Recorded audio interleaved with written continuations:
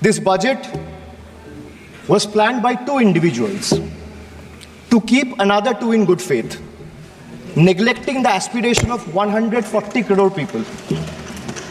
So the gist is, it has been planned by two and executed for two. It's an anti-people budget crafted to bribe two political parties and buy time before the government implodes. So today we stand at the precipice of a new era in Indian democracy. When PM Modi became the Prime Minister for the first time in 2014, everyone referred to that government as Modi government. When Mr. Modi was elected for a second term in 2019, everyone referred to that term as Modi 2.0. But on June 4, 2024, the people of India decisively rejected the Modi-led BJP government, which reigned supreme almost for a decade. What we now have in place is a creaky, shaky coalition.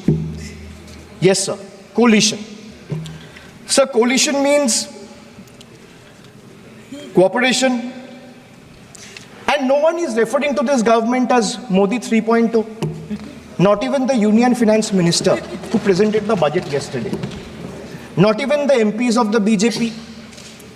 Neither the Home Minister, nor the External Affairs Minister, nor the Defense Minister, nor the Panchayat Minister, nor the Health Minister, no one, sir.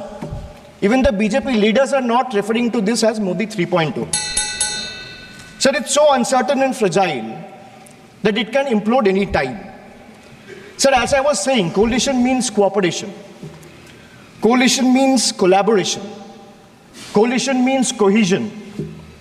But after yesterday, one thing is very clear, sir. That coalition means appeasement and compensation. So that is very clear from the yesterday's budget.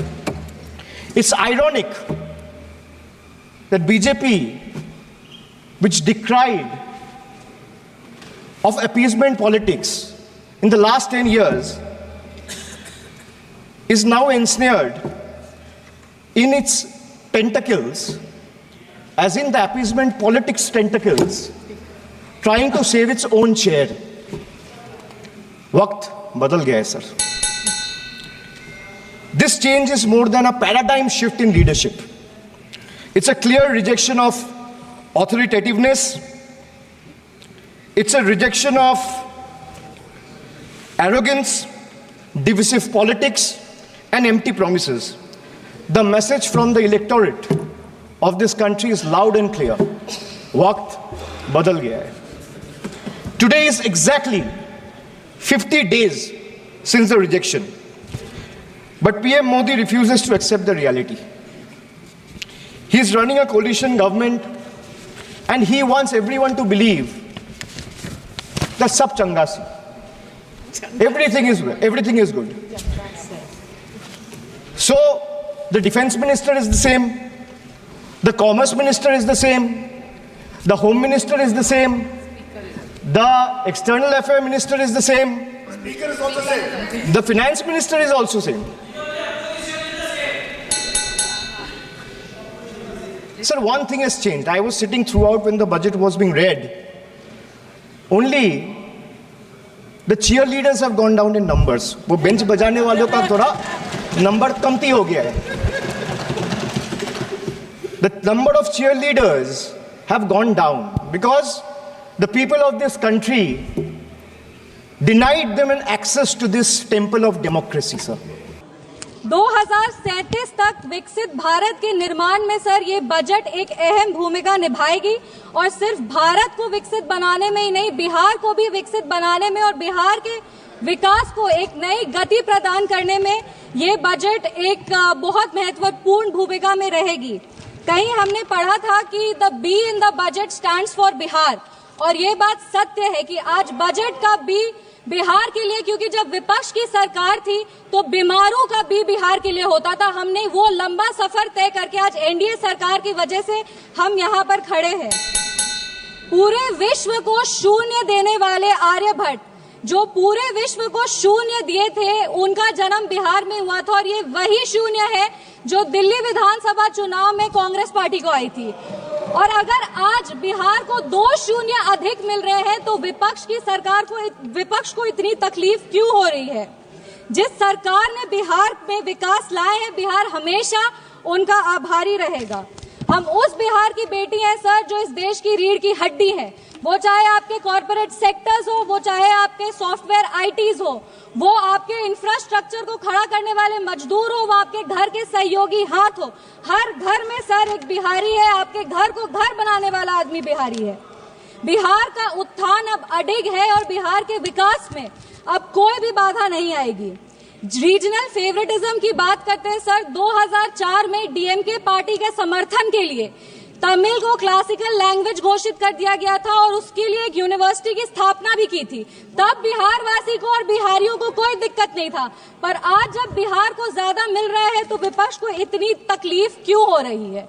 Bihar में आज GDP का मतलब है gross domestic product, but जब विपक्ष की सरकार थी तो बिहार में जीडीपी का मतलब था गुंडागर्दी, डकैती और पॉवर्टी। हम बिहार में जमीनी स्तर पे काम करते हैं, इन लोगों ने बिहार में जमीन हड़पने के लिए काम किया है। हम दोनों में बस यही अंतर है। संविधान विरोधी कहते हैं और नेता प्रतिपक्ष भी जब राष्ट्रपति अभिभाषण के धन्यवाद प्रस्ताव में बोल रहे थे तो जितने बार उन्होंने भारत का नाम नहीं लिया था उससे ज्यादा वो चाइना के बारे में बात कर रहे थे।